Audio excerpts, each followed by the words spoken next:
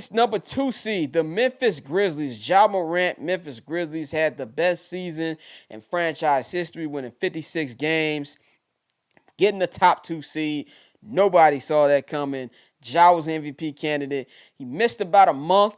I was worried about that knee. I said on Bald on Live last week and on Summer Sessions, there was no such thing as a minor knee injury. He looked damn good in that game over the weekend, and he came back against New Orleans. I think he's ready for playoff form. And there's going to be some shit talking in this series, man. You know, of course, we know Pat Bev's going to bring the smoke, but there was also a tweet from earlier this year where the Minnesota Timberwolves beat the Grizzlies, and Pat Bev tweeted something about, wasn't none of that talking in Memphis today, and we saw Ja put the laughing emojis on Twitter on Tuesday night after the T-Wolves won their playing game. And this, to me, is great for the future of the NBA because you got 2 young, exciting squads here. A lot of young talent. The future in the leagues with Ja Morant and Anthony Edwards going to be going back and forth. And I think this is going to be a long series. I would not be shocked if it goes 7, but I am going to take the Memphis Grizzlies in 6. This is going to be a very entertaining series. I think both home crowds are going to be electric. And I think the one thing about the Grizzlies, I think everybody's crowning the Grizzlies, but we got to understand this is their first time being a favorite. This might be the first time the Grizzlies been a favorite in franchise history in any series they've been, to be honest. And they're still a young team. You still got, they still got to take their bumps, before they take that championship leap. And yes, they were a great regular season team, deep, winning all these games. But that doesn't matter come playoff time. And I think the edge that I'm going to give Memphis, of course they got the better player, which is Ja Morant. They have a lot of young talent, but I think that Minnesota's just not a smart team. It's not a smart team. They had a lot of dumb shit in that playing game. They got away with that. Karl-Anthony Towns cannot play like he played in that playing game. Well, this is going to be a quick series. Karl-Anthony Towns has to play like Karl-Anthony Towns, then they have a chance, and for this to be a long, entertaining series. But I think Memphis will have enough, but it is going to be very fun to watch, and I can't wait to watch this, man. So I'm going with the Grizzlies in 6. These next 2 series have a little bit of a injury problem, with Steph Curry and Luka Doncic. We're going to talk about the Golden State Warriors. Golden State Warriors clinched number 3 seed. They're going to be hosting the Denver Nuggets. Steph Curry has been out the last month with a fracture in his foot. As we are recording this today, the Warriors are optimistic about him playing game 1. They haven't made any decision. They said a lot will rest on how he plays in Thursday's scrimmage. I'm expecting Steph to play game 1. Even if he misses game 1, I think he'll be there for game 2. The Warriors have the home court advantage in this series.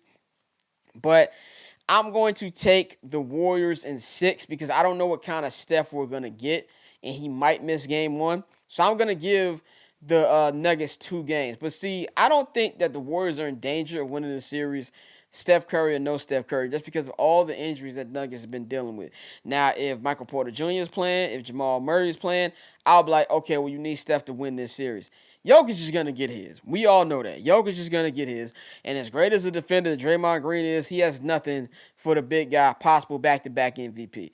He's going to get his. But who are going to be the others who are going to step up in the given 7-game series to combat that? Now, we know Clay has been often hot and cold because of his injury.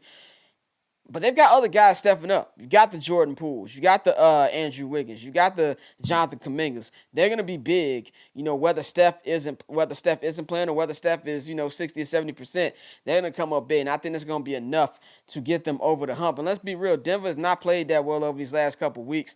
I mean, they just lost a ridiculous game at home, which they were trying to get the 5th seed.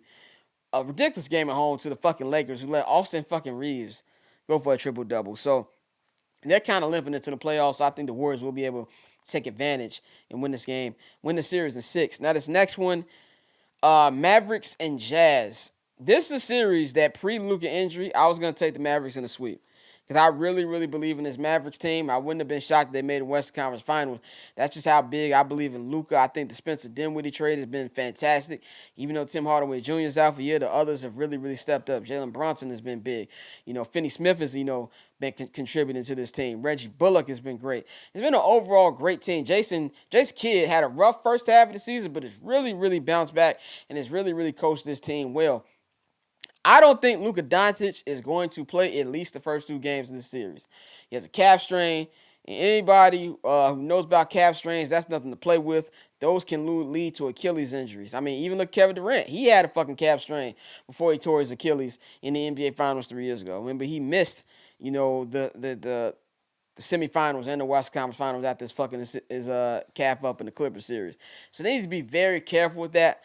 Let's say at the least he's going to be out 10 to 13 days. That's usually what the diagnosis is for calf injury. The Mavericks have not released any timetable or how long they think he's going to be out. Jason Kidd said if he can put his shoes on, they expect him to play in game one. But if he's not feeling it, they're not going to push him. He's a tough guy. He could play. It's the playoffs. He could push it. I hope he doesn't because he's still only, 22, 23. He's got his full career ahead of him. He doesn't want to risk getting Achilles injury. But I'm just low as hell on the Utah Jazz. I think the Utah Jazz have burned out. They've reached their peak. This team has not really done much in this Rudy Gobert, Donovan Mitchell era. And I think they are going to break this core up come off season, and they just don't have enough. Even without Luka, I still think this is a deeper team, and I just don't believe in Utah whatsoever right now. So I'm going to take the Mavericks in 7. I don't think Luka will miss the whole series, but I do think there's a great chance that we don't see him in these first 2 home games in Dallas. And I don't know what this says for the future if they get past this round. They're going to have to play Phoenix in the next round. If we're expecting Phoenix to win the first round, which everybody does. They're going to need Luka 100% for that series. So I don't know what's going to happen with that, but I do have the Mavericks in 7. So those are my playoff previews. Really excited this weekend. I love the first weekend of NBA playoffs because you get so much basketball. Got 8 games during the weekend. And sit on your couch, order a pizza, get a brew, do what you want to do, watch basketball all fucking day. So I love that. Looking forward to that this weekend.